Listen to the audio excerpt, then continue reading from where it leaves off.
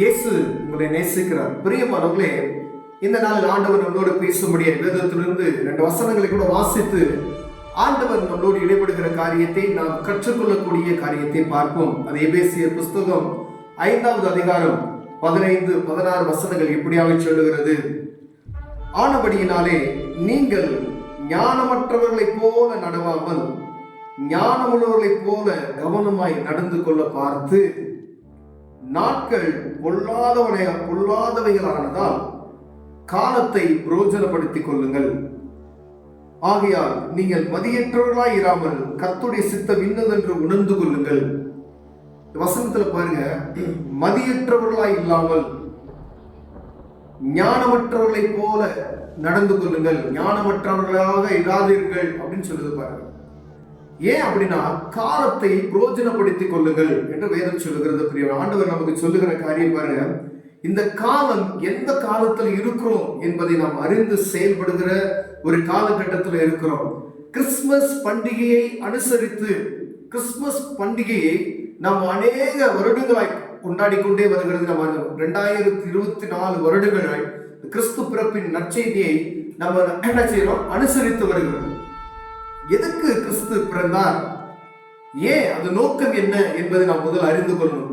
கிறிஸ்து பிறப்பையே நாம் கொண்டாடி கொண்டு இருக்குமே, ஆனால் காலத்தை பிரயோஜனப்படுத்தாமல் ஒருவேளை நம்ம இந்த காரியத்தை மாத்திரம் செய்வோம் அப்படினால் பரிதபிக்கப்பட்டவர்களாய் நாம் காணப்படுவோம். பிரியமானவர்களே, ஆண்டவர் நம்மளோடு ஈடுபடுகிற ஒரு காரியம், இயேசு கிறிஸ்துவின் பிறப்பின் நோக்கத்தை நாம் முதலில் அறிந்திருக்க வேண்டும். கிறிஸ்துமஸை நம்ம கொண்டாடுகிற கிறிஸ்துமஸ் கொண்டாட்டமாய் இருக்கிற நம்ம ஒவ்வொருவருக்கும் கிறிஸ்து பிறந்ததின் நோக்கம் முதல்ல அறிந்திருக்கணும். அவர் பிறந்ததின் நோக்கம் எப்படின்னா, மனிதனுடைய பாவத்தை மன்னிப்பதற்காக கிறிஸ்து பிறந்தார். அவருடைய பிறப்பு ஒரு அருமையான ஒரு சந்தோஷமான, எல்லா ஜனத்துக்கும் ஒரு அருமையான ஒரு சந்தோஷமான செய்தி. தேவதூதன் சொல்லுகிறது, சகல ஜனத்திற்கும், ஒரு குறிப்பிட்ட மனிதருக்கு அல்ல, எல்லாருக்குமே சந்தோஷத்தை உண்டாகும். உலகத்தில் இருக்கக்கூடிய அனைவருக்குமே. ஏன் காலத்தை பிரயோஜனப்படுத்திக் கொள்ளணும்?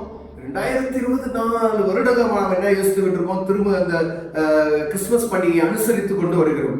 ஆனா கிறிஸ்து பிறப்பின் நோக்கத்தை நாம் அறிந்திருக்கிறோமா? அதான் காலத்தை பிரயோஜனப்படுத்திக் கொள்ள வேண்டும் என்று ஆண்டவர் சொல்லுகிறார். ஏன் அப்படின்னா, அவருடைய வருகை, முதல் வருகை மனிதனுடைய பாவத்தை மன்னித்து அவனை ரட்சிப்புக்குள்ள நடத்துவதற்கு அவர் வந்தார் என்பதை நாம் அறிந்திருக்கிறோம். இந்த கிறிஸ்து பிறப்பின் நிகழ்ச்சி உடனே நமக்கு வருவது மன்னிப்பு. 2வது, அவருடைய 2ஆம் வருகை முதல் நம்ம ஞாபகத்துக்கு வர வேண்டும். அவருடைய வருகை அது சீக்கிரத்தில் இருக்கிறது. காலத்தை பிரயோஜனப்படுத்த மதியற்றவர்களைப் போல நாம் நடப்போமே, ஆனால் வேதத்தில் மதியற்றவர்களைப் போல கவனமா இருங்க, மதியற்றவர்களைப் போல இருந்துடாதீங்க அப்படின்னு சொல்லுது. என்னைக்கு வேணாலும் வரலாம்.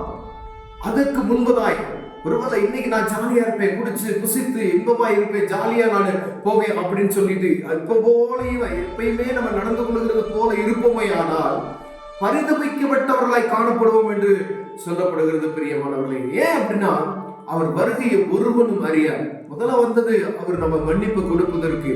அவர் 2வது வரப்போகிறது எப்படின்னா, நியாயாதிபதியாய் வருவார். இப்ப நியாயாதிபதியாய் வரும் பொழுது மனிதனுடைய பாவத்தை மன்னிப்பதற்கு வர மாட்டார், அவரை ஜட்ஜ்மெண்ட் பண்ணுவதற்கு வருவார். பிரியமானவர்களே, அப்ப பரிதபிக்கப்பட்ட ஒரு சூழ்நிலை நம்ம காணப்படுவோமே, நான் எவ்வளவு பரிதபிக்கப்பட்டவர் யோசித்து பாருங்களேன். பக்கம் நம்ம எல்லாம் அநேக சுவிசேஷங்கள் நமக்கு எத்தனையோ வழியாய் வந்து கொண்டே இருக்கிறது. எத்தனையோ கிறிஸ்துமஸ் நம்ம ஜாலியா கொண்டாடிட்டோம். ஆனா கிறிஸ்து பிறப்பின் நோக்கத்தை அறியாமல் இருந்தோம். ஆனால் அவர் பிறப்பின் நோக்கத்தை அறிந்து அந்த ரட்சிப்பின் அனுபவத்தை நாம் பெறாமல் இருப்போமே, ஆனால் அதோடு பெரிய பரிதபிக்கப்பட்டவர்களா இருப்போம். பிரியமானவர்களே, ஒருவேளை இந்த நிகழ்ச்சியை பார்த்து கொண்டு இருக்கிற அன்பு சகோதரனே, சகோதரிய, வாலிப பிள்ளையே, இந்த கிறிஸ்து பிறப்பை அனுசரிக்கிற நீங்கள் ஒவ்வொருவரும் முதல் அந்த நோக்கத்தை நாம் அறிந்து கொள்ள வேண்டும். நோக்கத்தை அறிந்து கொள்வது மாத்திரமல்ல, இந்த கிறிஸ்து 2வது வருகையை குறித்து மிகவும் கவனமாக இருக்கும்படி அழைக்கப்படுகிறோம். பிரியமானவர்களே, ஒருவேளை நீங்க சரியான, ஒருவேளை இன்னைக்கு நம்ம ஜாலியா இருக்கலாம், இன்னைக்கு சினிமாவுக்கு போகலாம், இன்னைக்கு டிவி பார்க்கலாம், இன்னைக்கு மதுபானம் பண்ணிடலாம், இன்னைக்கு போய் பிடித்தரலாம், ஒரு நாள் தானே அப்படின்னு சொல்லிட்டே இருந்தோம்னா, காலம் கடைசி காலத்தில் இருக்கிறோம் என்பதை மாத்திரம் மனசுல வச்சிடும். ஆண்டவர் அவர் மன்னிக்கிற அந்த நாட்கள்ல மன்னிப்பை கொடுப்பாரு. எப்படிப்பட்ட பாவியா இருந்தாலும் மன்னிக்கிறதுக்கு ஆண்டவர் கிருபையுள்ளவராய் இருக்கிறார். இந்த கிறிஸ்து பிறந்ததின் நோக்கம் மனிதனுடைய பாவத்தை மன்னிப்பது, மனிதனுடைய பாவத்தை மன்னிப்பதற்காகவே அவர் இந்த பூமியில பிறந்தார். பிரியமானவர்களே, எந்த ஆட்டு ரத்தமோ கோழி ரத்தமோ மனிதனுடைய பாவத்தை மன்னிக்க முடியாது.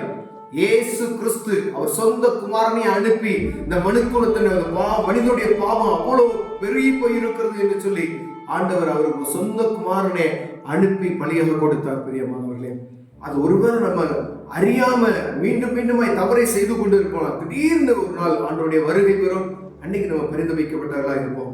ஒருவேளை அப்படி ஜாக்கிரதையற்று இருப்போமே ஆனால் ஆண்டவர் உங்களோடும் என்னோடும் பேசுகிறார். தேவ சமூகத்தில் அமர்ந்து தேவ சமூகத்தில் பாவ மன்னிப்பை எடுத்து இந்த கிறிஸ்து பிறப்பின் நாட்கள்ல அவர் சமூகத்துல நோக்கி பார்ப்போமேனால் அவர் மன்னித்து அற்புதத்தை செய்ய வல்லமையுள்ளவராக இருக்கிறார். கண்களை விடுவோம். ஜெபம். அன்பின் தகப்பனே, ஆண்டவரே, இந்த கிறிஸ்துமஸ் எங்களுக்கு நோக்கத்தை அறிந்து கொள்வதற்கும் வருகையை எதிர்நோக்கி இருப்பதற்கும் எங்களுக்கு உதவி செய்யும்படியாக நாங்கள் ஜெபிக்கிறோம். இயேசுவின் நாமத்தில் பிதாவே, ஆமென்.